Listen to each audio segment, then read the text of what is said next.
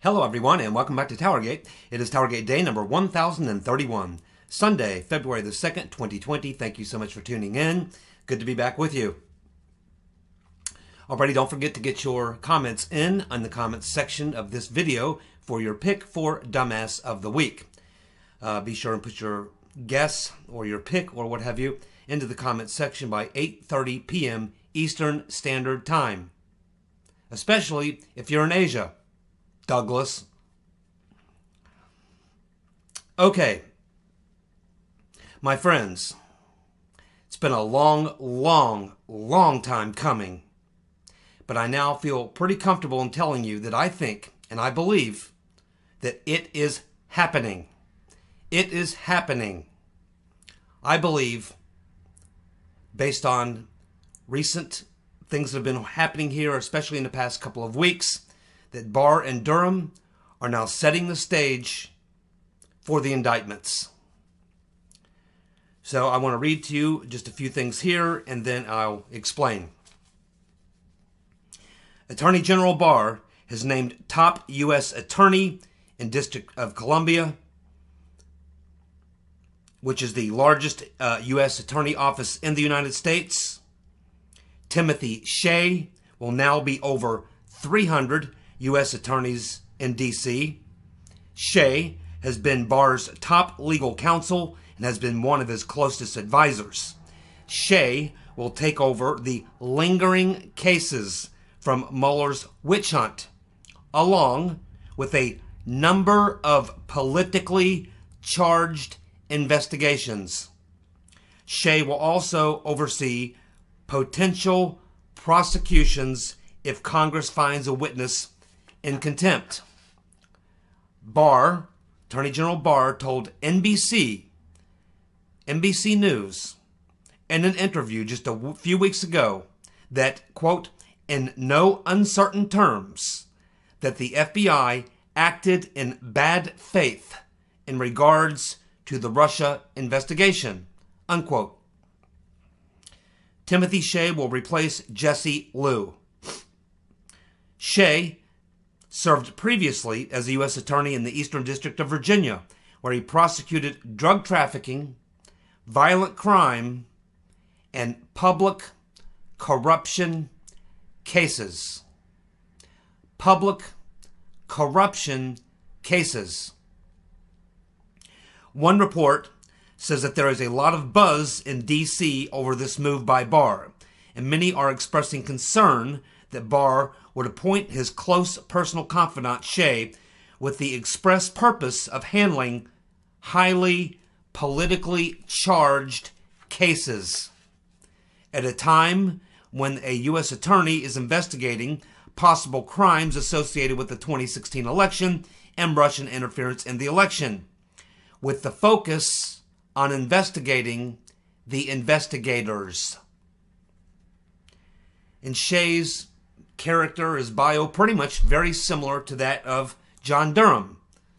You can pretty much say he's pretty much of a hard ass. Tough prosecutor. Unrelenting. We have another report saying that CNN's Rachel Maddow has expressed, Madcow for all of you who are used to my normal designation of Rachel. Rachel Madcow has expressed concern over the appointment and the timing of the appointment. She says this move by Barr coincides with John Durham's newest addition to his team.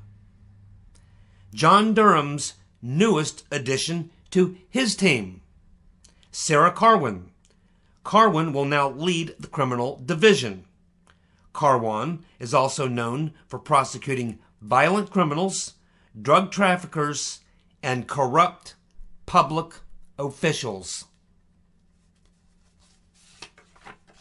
Madcow points out that normally the president would make such an appointment, the top U.S. attorney in the District of Columbia, and that would require Senate confirmation. But by making the appointment himself, Attorney General Barr avoids Congress and defers to another rule which allows federal judges to appoint a U.S. attorney after a 120-day window. And this seems to coincide with the immense number of federal judges that have been appointed by Trump and confirmed by the Senate since Trump has become president. Timothy Shea hails from Boston, and the D.C. office he is heading up is unique because its 300 prosecutors can prosecute both local and federal crimes in the nation's capital. Madcow also pointed out that 22 days ago, DOJ prosecutors in the Michael Flynn case were asking for a sentence of imprisonment. Now, they suddenly are satisfied with only probation. What happened? Flynn's next hearing will be February 27th. Then, 2 days ago, Paul Sperry tweets out about a story which tells how former Deputy Director McCabe tried to dodge the FBI's internal investigations agents who have been trying to interview him about leaks, and how the investigators had to chase him down and confront him at a Starbucks in D.C. So we have these developments in addition to the other things we've learned over the last couple of weeks about how Durham is pushing forward with this investigation. And what it looks like is that Barr, Durham, and certainly I'm sure Trump's being kept in the loop of all this, are essentially making their moves on the chessboard to set up whatever major move they're going to make for their major move. So they're putting their pieces on the chessboard, getting them all in place to make their big move. And so this really ties into what I've been talking about now for weeks and weeks, which is that when you look at what they're going to try to do here, going after some of the most powerful current and former bureaucrats at the highest levels of our government in such a hostile, politically charged environment, there's a lot of things that could go wrong. You really have to make sure you do this right. I've been saying this for weeks and weeks, if not months. And I think that this is what we're seeing here, is they're finally getting to the point where they know they're getting pretty close to being able to start laying some indictments. And they want to make sure they got all their bases covered, because Barr and Durham know from observation that there's still a lot of deep staters who could thwart them once these cases get turned over to the DOJ. And Barr wants to make sure that his top inside guy is the new head guy overseeing all of the attorneys in D.C., all the prosecutors. He is the decision maker, and he's got Durham as his prosecutor.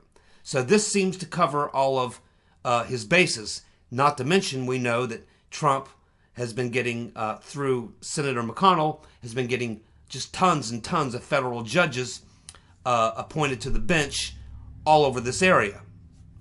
They've been getting the right people in place so that when they do what they need to do, they've pretty much eliminated as much as possible the obstacles that could be thrown in their way by the deep state. As I've said, they also understand that as soon as they do this, they're going to come under massive assault by certainly the Democrats, the perpetrators who are essentially affiliated with the Democrats, the deep state with their friends in the media, people like Soros. We can assume that they all know this is coming. Barr and Durham and Trump probably assume that they know this is all coming, and that they probably have a contingency plan for how they're going to respond.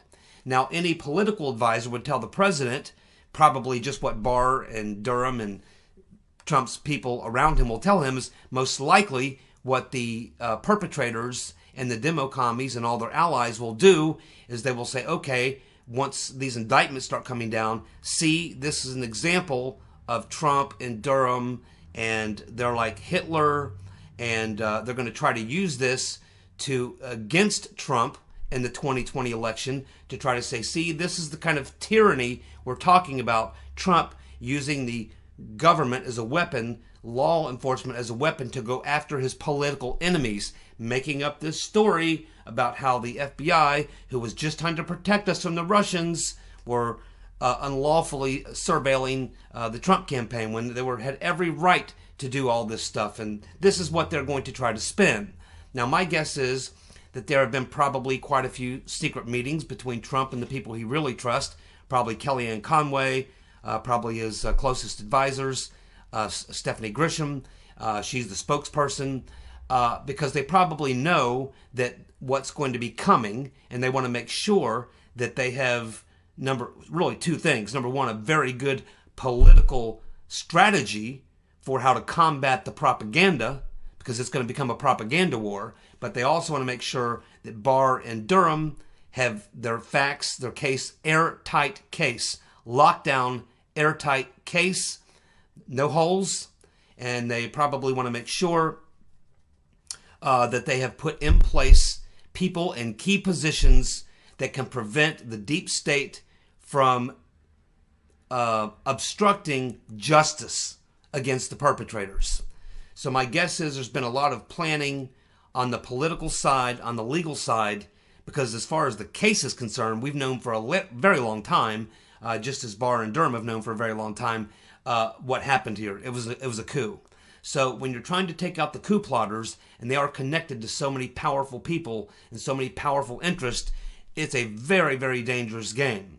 And you want to make sure it doesn't get out of control, and you absolutely want to make sure that it doesn't get turned around on you and you find yourself on the defense in this particular deal. You don't want to be there on the political side if you're Trump running for re-election. This could backfire very badly if you don't have a very good handle on it politically, and it could backfire on you on the legal side from Barr and Durham's point of view if you don't have an airtight case. Now, my guess is everything I'm telling you, these gentlemen already know. They're much smarter than I am, so I can assume that they know all of this. And of course, I do understand there'll be people out there saying, nah, it ain't going to happen. You're dreaming. These deep state coup plotters are going to get away with it, and it's all just a head fake by Barr. Well, that's always the possibility. That is always a possibility. And you have very, very good reason if you feel that way. I understand that. So I don't fault people who have that opinion. This is just my opinion. Maybe you can make a video and give your opinion of why you feel the way you do. But I've just seen too much from Barr and Durham. I don't think they would expend this type of energy, allow the type of things that we know to become public, and then not knock it down for this all to be a head fake. They can't go through this process and at the end of it come back and say, well, we really didn't find anything, because we've seen the IG report. We've had Barr say to multiple people in interviews, including the most recent one I just quoted, told NBC News just several weeks ago, in no uncertain terms, the FBI acted in bad faith in regards to the Russia investigation. He knows that spying went on. He knows a lot more than we know. He knows about the agent provocateurs, the frame-ups, and keep in mind, he had Mike Rogers come in voluntarily and start working with Durham. And remember, what Durham learned from Mike Rogers, if he didn't already know, is that this just didn't start in 2016 with Trump and the Trump campaign and the 2016 election.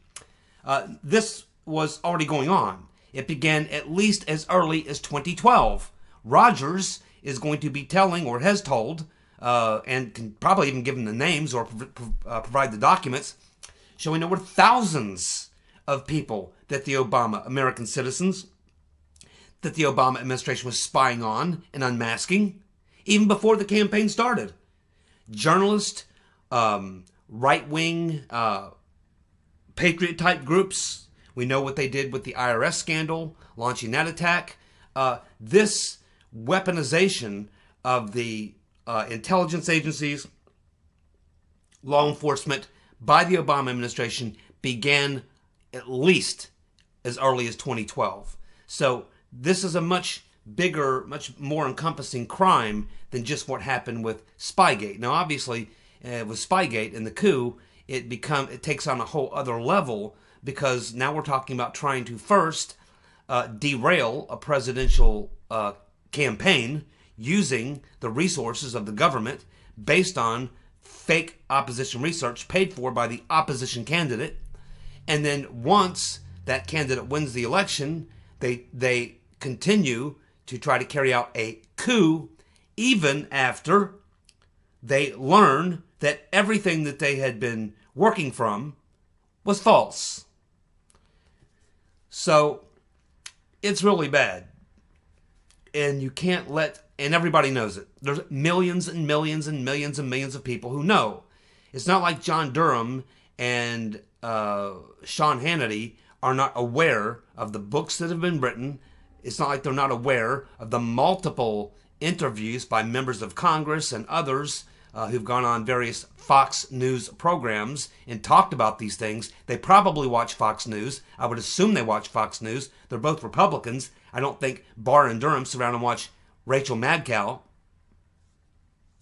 So I do believe that what we're seeing is the final moves that Barr is making, and Durham, because both Barr and Durham have now put a key person in charge of the evidence they're going to be bringing and the charges they're going to be laying. They're getting all the pieces in place for when they get ready to make things happen. Now, I do believe that another thing Barr and Durham and Trump and probably any other people who are involved in deciding how they should go about handling this, they're going to try to do it as low-key as possible. I think that they're not going to try to go out and make a big circus of it. I think that they'll likely, I don't expect that Durham will come out in one day or Barr will come out in one day and drop 20 or 30 high-level names and get very talkative about it. I think Durham will keep his cards pretty close to his chest. I believe that we'll get an initial indictment or two, and then maybe a couple more after that, and maybe a couple more after that. I believe they'll keep it very as professional as possible. They will try not to propagandize it. They'll try to keep it very as low-key as you possibly can, something this large. I do believe that Barr will come out and make some sort of a statement or put out some sort of a report. I think he'll try to keep it as unpolitical as possible, even though it's hard to do in something that was really such a political operation in the first place. But I think he's going to try to tone everything down as much as possible and keep the rhetoric to a minimum. I think Trump will probably be cautioned not to go out and gloat about all this.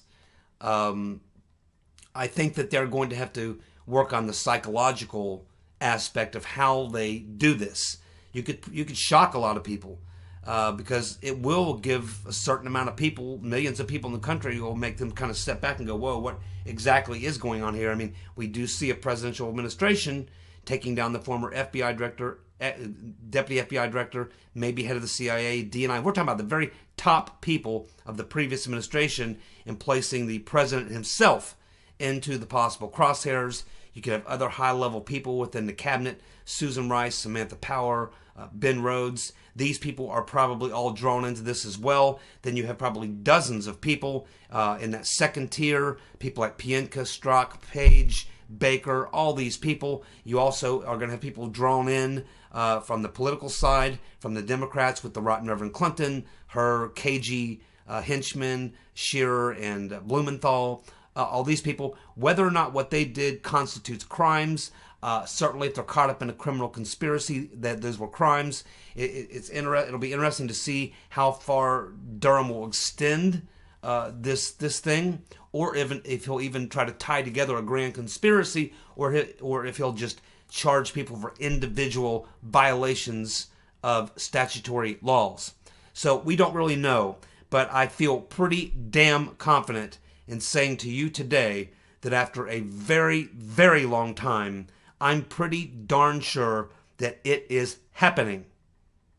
That right now, the final moves are being made by Barr and Durham to set the stage for the coming indictments. That's what I believe.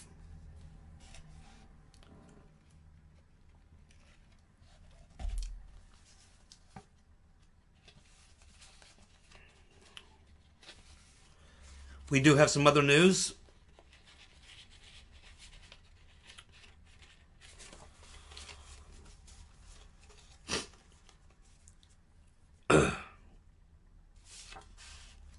Here's a question for you. Do you guys like trivia? I bet you do. Here's some trivia for you. Who hired the Vindman brothers to work in the White House for the National Security Council?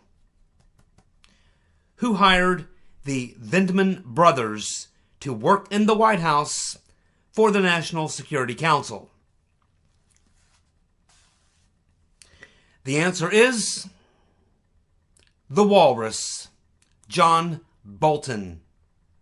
Bolton hired the Vindman brothers to work in the White House for the NSC. What makes that even more fascinating is that we learn that Bolton was a freak about vetting people that worked for him. He wanted their entire history and background. So if you looked at the entire history and background, as we have, of certainly the first Vindman brother, we found a lot of problems. The same ones that Bolton should have found. So why would he put someone like that into Trump's White House? I remember when the Walrus, when Trump, he had been trying to decide between 2 or 3 people, believe it or not, one of them was Romney, who he would pick as his National Security Council. And I believe Fred Fleitz was on that list. A lot of people kind of like Fleitz. I'm kind of lukewarm on Fleitz myself. He's been pretty supportive of the president, but I know who his friends are, and I'm still not 100% trusting of him. But I was definitely opposed to Bolton. And I remember when Bolton's was made the pick, I remember that video, not everything in the video, but I remember going through the comments section, and there was not one single person in the comments section, because I was looking to see if anyone disagreed with me that Bolton was a horrible pick.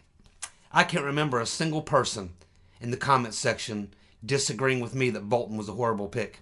Nearly everyone who comments on my videos, on that particular video especially, on this channel, thought the pick of Bolton was a very bad pick. I think that Trump is one of the greatest presidents ever, but I will say that his greatest weakness is the people he has chose to put around him. And I know he doesn't have 100% control over that, but the most critical pick that you have as a president is your chief of staff. Your chief of staff absolutely has to be a guy that you are 100% sure has got your back. And Trump has never had a chief of staff, in my opinion, that has 100% had his back. And that's how you get people like Bolton, the Walrus. And that's how you get people like the Vindman brothers.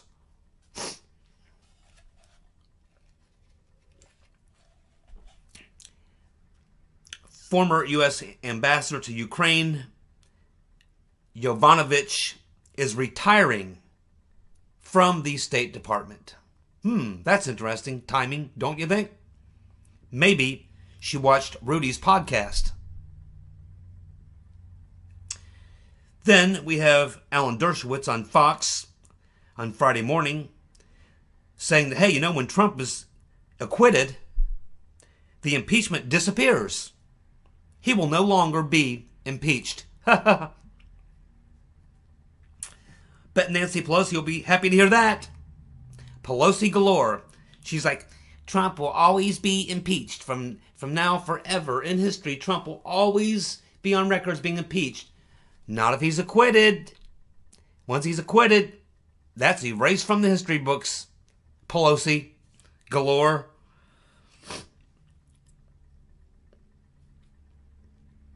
Man, oh man. What a loser. Well, it looks like the DNC is now changing the rules, or talking about changing the rules with the superdelegates being able to vote on the first round of votes to preclude or hold off a brokered convention. They're cheating Bernie again. Now, what's Bernie going to do about it? Nothing. That's what. Nothing.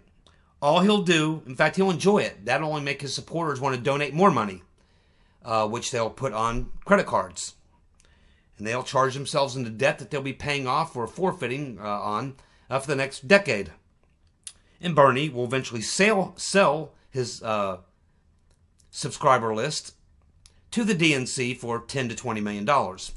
Bernie Sanders' campaign in 2016 and 2020, and if he can pull it off again in 2024, he will. That's his retirement plan. The commies who follow him just don't realize it. He don't give a damn. In fact, he knows they're not going to let him be president. He knows that.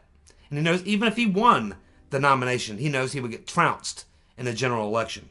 He knows that. He's in it for the retirement plan. And the people who follow him are too stupid to know that. You'd think after he screwed them in 2016 and proved that he is such a weak-spined individual, wouldn't even defend himself and let the DNC walk all over him. He kissed the ring and took the money, got the vacation home in the new luxury sports sedan. He probably thought, damn, that went so well, I think I'll do it again. If I can lose an election every 4 years, this is going to work out great. Now, all those suckers who support him are stuck with all that credit card debt. That's why they're so damn angry. That's why they want all their debt erased. It's all that money they put on credit cards to support Bernie.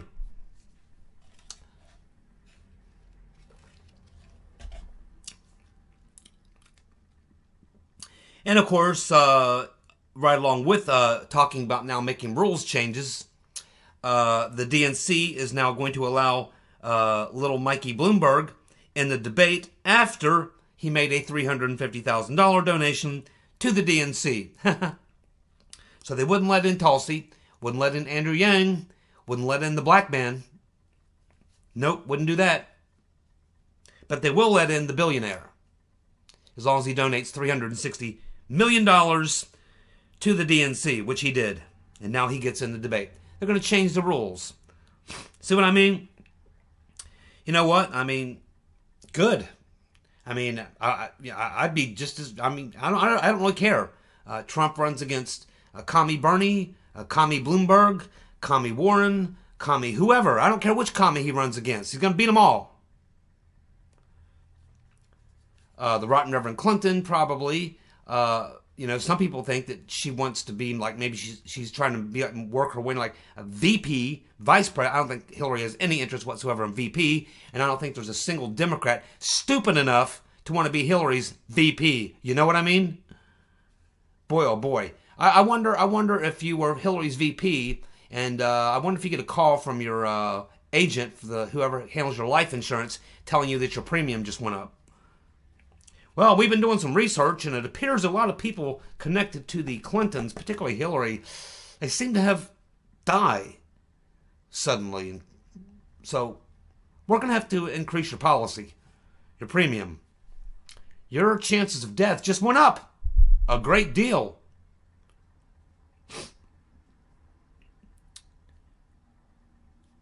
As I said 6 months ago, for 6 freaking months, I've been saying, Burisma Joe ain't going to make it. I was saying it before he officially threw his hat in the ring. Before he officially threw the hat in the ring, and he was just talking about throwing his hat in the ring, and everybody said, yeah, well, as soon as he enters the race, he'll be the front runner. I said, yeah, he'll be the front runner. And then as soon as he gets in, his numbers will just slowly drop. And they'll keep dropping. There's no way this guy is going to be the DNC's nominee. I could not imagine that the powers that be, I mean, they're not stupid. They're watching exactly what we're watching. We've been watching it for month after month after month. Dude doesn't know what state he's in half the time. I mean, no.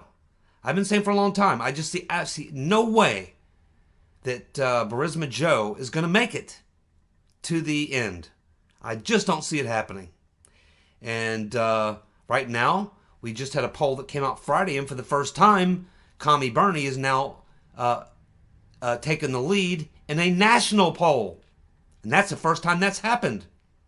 He's showing being up in Iowa, New Hampshire. He's picking up ground. He's having a good lead in California, Utah. And as I said, Biden cannot afford to get behind. Momentum means everything in a race like the race we're watching. That's what everybody's looking at, and the first 2 or 3 primaries are gonna set the stage for the remaining primaries. I don't think that Biden can take a beating in the first 2 or 3 primaries and expect all of a sudden on Super Tuesday he's gonna have a big day. I don't think you can go into Super Tuesday without momentum. And whoever comes out of Super Tuesday with momentum is likely going to go to the DNC and be the nominee, unless they don't have enough delegates, in which case you have a brokered convention. So now the DNC wants to change the rules so that the super delegates can vote on the first round. That could change that. So, if they do that, then the commie-crats, the Bernie bros, are going to freak out. They're going to freak out. I mean, like crazy freak out. We're talking violence. We're talking 68 all over again. And the Democrats know all about 1968. They know exactly. Now, there was a lot of things going on in 68 besides just the issues with the party, the nominee, and the war. There were other things going on that contributed. A lot of things have been building up to 68. But there's a lot of things about 68 that are similar to a lot of things we're seeing shaping up in 2020. I might even do a video on that. But, yeah, I mean, I'm just giving you my honest opinion. I mean, I'm just telling you what I observe. And remember, 3 weeks before the 2016 election, I have 2 witnesses. 3 weeks before the 2020 election, I said Trump was going to win. I predicted he would win with 302 electoral votes. I was off by 2. So I saw that coming. And it's because I looked at the crowds. I said, Hillary, they have to bus people into high school gymnasiums. Trump is filling, 10,000 seaters. Now, you're not going to convince me that the people 10,000 people will pour out, drive miles and miles and camp out overnight to see a candidate versus a candidate who has to have people bust in to a high school gymnasium, and that's the one that's going to win. I don't think so.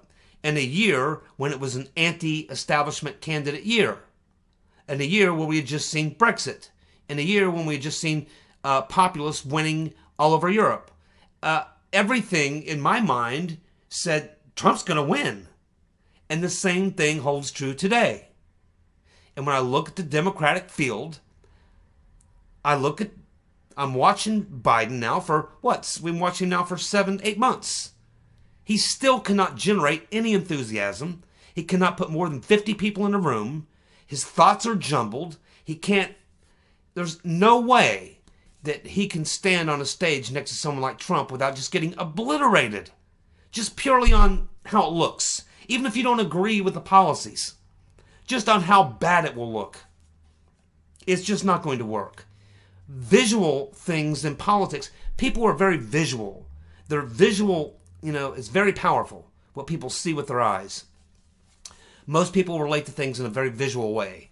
It's just a visual thing that's going to happen between a Trump and a Biden. It would just be absolutely unbelievable. And Bernie, commie Bernie, he's got a strong, radical, energetic base, but it's only about 20 or 25% maybe of the Democratic Party, and it's probably only 15 or 20% of the total country. And once Trump turns it into a capitalism versus socialism argument in an economy where 84% of the people in the country think they're doing better than they were 4 years ago, it's a disaster. What are they going to do? I don't know. I would not want to be in Tom Perez's shoes right now. How can I tell you that? I'd resign. Thank you so much for tuning in. Don't forget your vote for Dumbass of the Week. I'll be back tomorrow with more Towergate. See you. Bye.